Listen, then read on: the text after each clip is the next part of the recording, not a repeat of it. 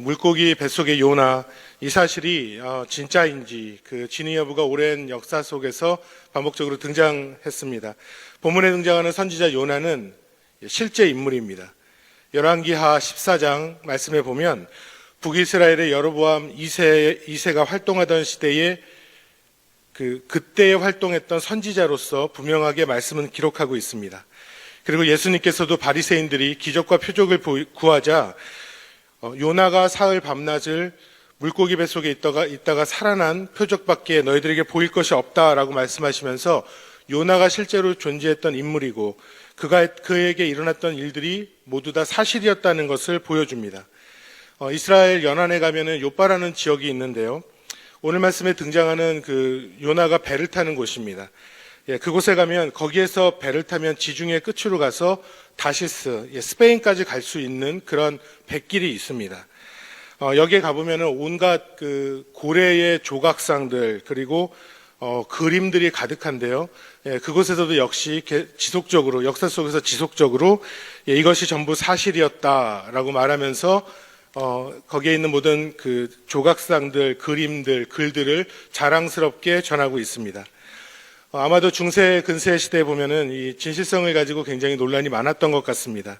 이에 대해서 마틴 루터가 이런 말을 합니다.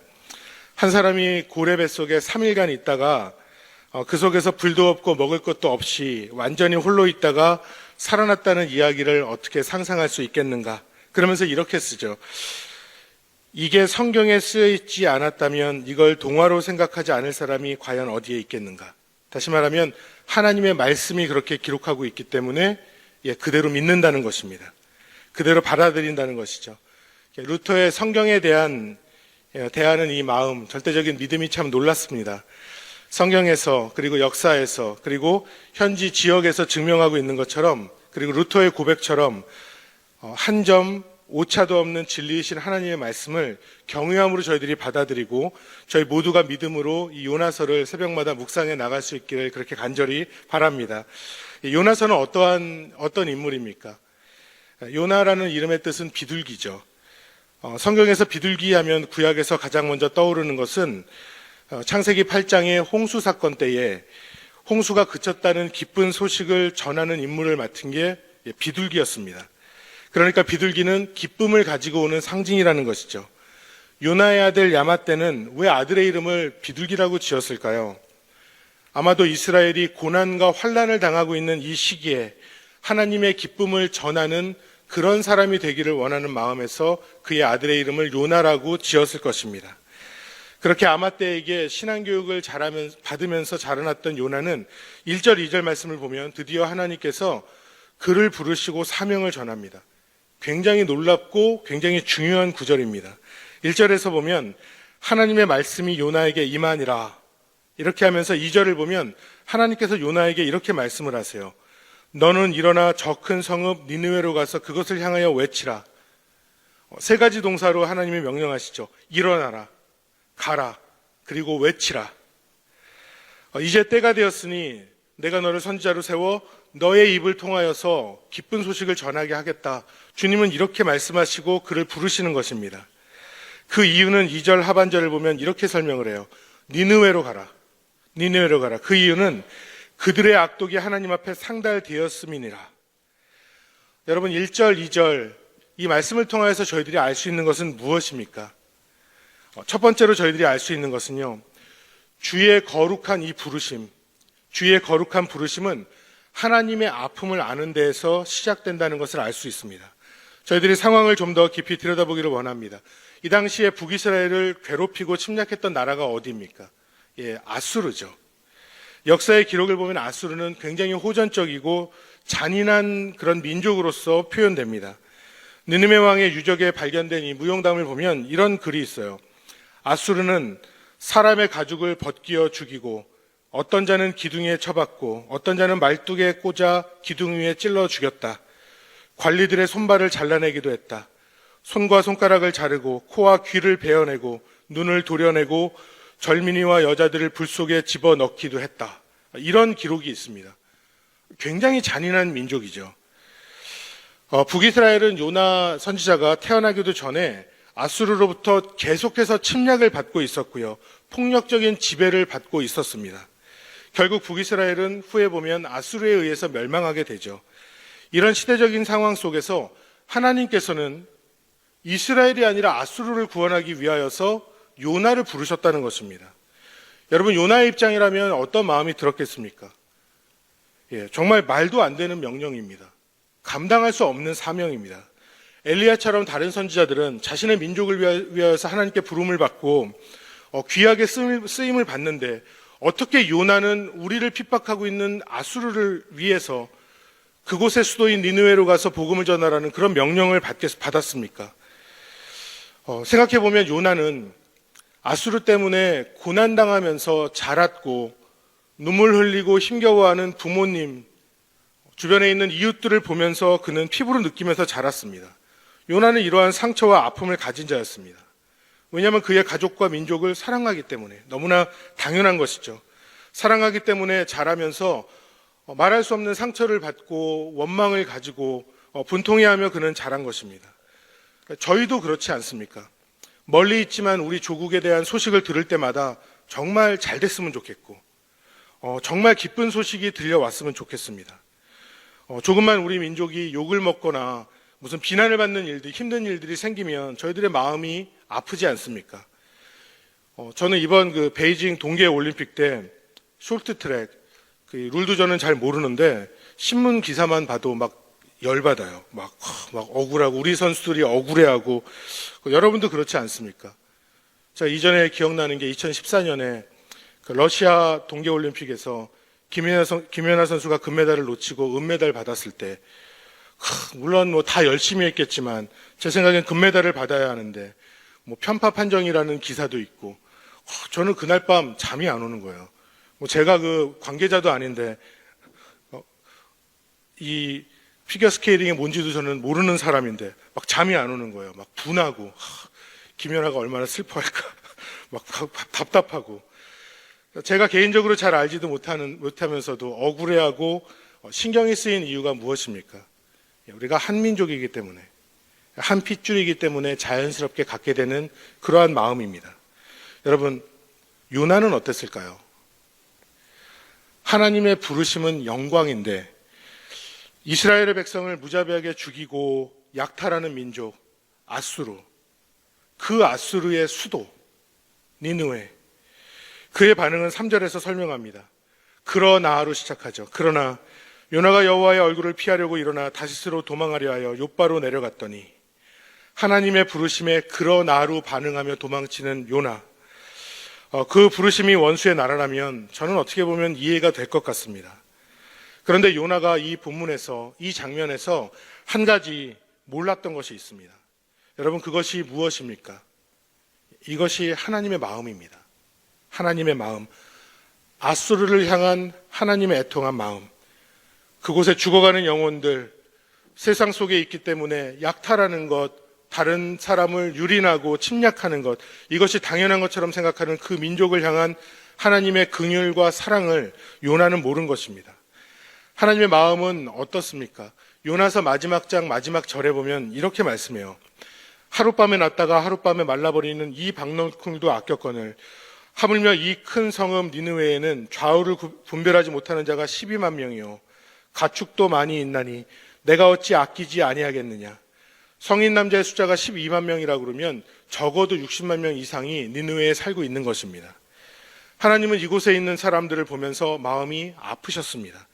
마음이 아프고 애통해 하셨습니다. 그곳에서 박너쿨처럼 죽어가는 사람들, 죄악 속에서 구원조차 모르고 죽어가는 소망이 없는 자들을 향하여서 하나님은 이들을 불쌍히 여기고 마음이 아프신 것입니다.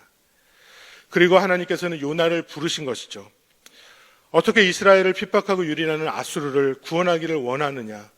이것이 하나님 아버지의 마음입니다. 아버지의 마음입니다.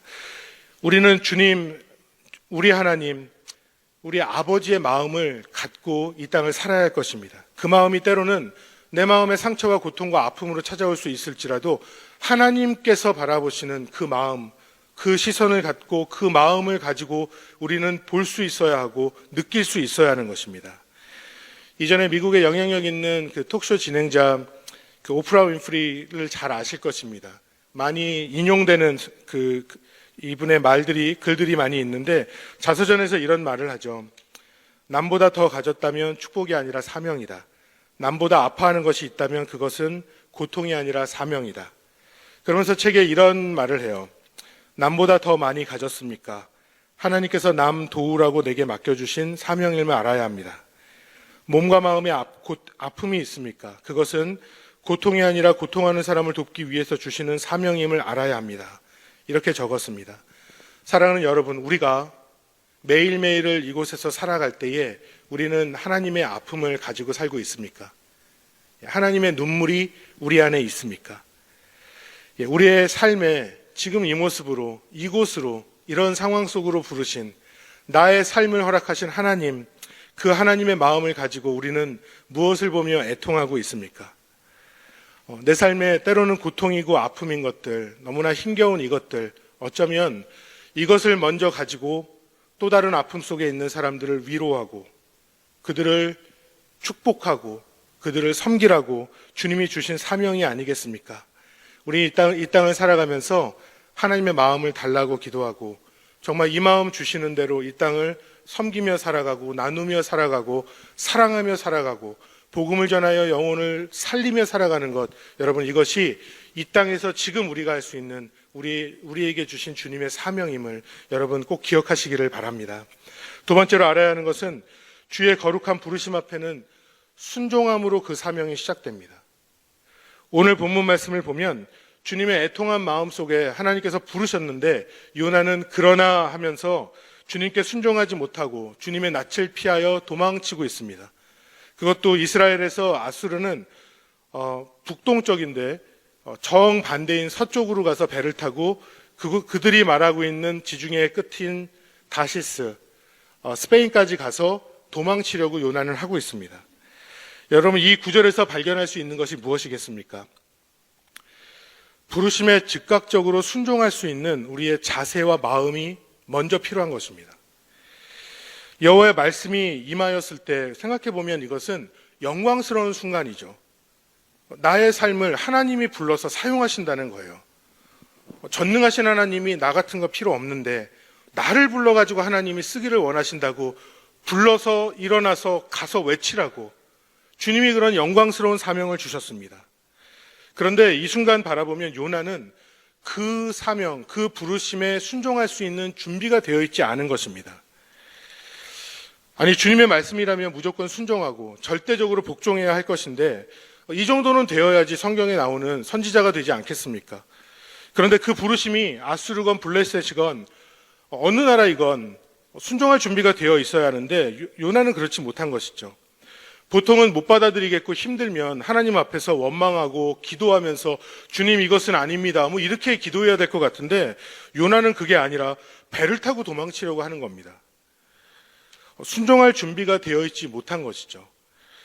여러분 제가 이런 질문을 한번 하기를 원합니다.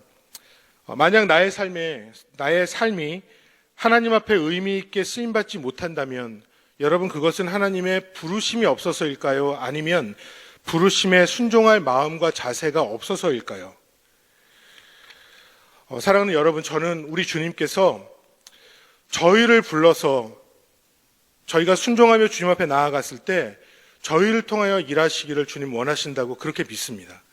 그 일꾼이 저와 여러분인 줄을 믿습니다. 예, 아멘 안 하시는데 주의 일꾼으로 쓰임 받으시기를 소망합니다. 네, 영광스러운 부르심이라고 저는 그렇게 믿습니다. 그렇기 때문에 매일의 삶에서 작은 순종으로 주님 앞에 나아가고 정말 조그만 것부터 주님 앞에 나아가 순종하고 하나님의 뜻대로 살고 하나님의 영광을 구할 때 우리 주님께서 더 큰 일도 맡기시며 이 땅에 주님께서 하시기를 원하시는 놀라운 일들을 나를 통하여 우리의 공동체를 통하여 사랑하는 교회와 우리의 직장과 가정을 통하여 주님이 그렇게 일하실 줄로 그렇게 믿습니다. 주를 향한 믿음이 있으면 순종합니다. 참 믿음으로 순종하는 자를 주님은 부르시는 거죠. 성경에 보면 요셉도 있고요. 요셉 같은 총리도 있고 다윗 왕도 있습니다. 그러나 이사야 선지자처럼 광야에서 아무도 듣는 이가 없는 것 같은 그런 상황 속에서 외쳐야 하는 사람도 있고요. 호세아처럼 음란한 아내를 향해 내리바지 사랑을 퍼줌으로써 하나님의 사랑을 보여줘야 하는 사명도 있습니다. 예수님의 제자들처럼 죽기까지 복음을 전해야 하는 자도 있고, 바울처럼 맨발로 소아시아 지역을 다니면서 예수님의 십자가를 전하는 그런 사명도 있습니다. 그런데 여러분, 우리가 꼭 기억할 수 있기를 원합니다. 주의 사명으로 사는 자는 이 땅에서 행복하고 주님 앞에서 영광스럽고 무엇보다 우리 주님이 자랑스러워 하시는 그러한 인생이 될 것입니다. 우리 모두가 주님의 마음을 품고 주님의 애통함이 있는 곳에 나의 시선이 있고 주의 거룩하신 부르심 앞에 순종하여서 하나님의 마음을 시원하게 해드리는 그런 저와 여러분이 될 수 있기를 우리 주 예수님의 이름으로 간절히 축원합니다.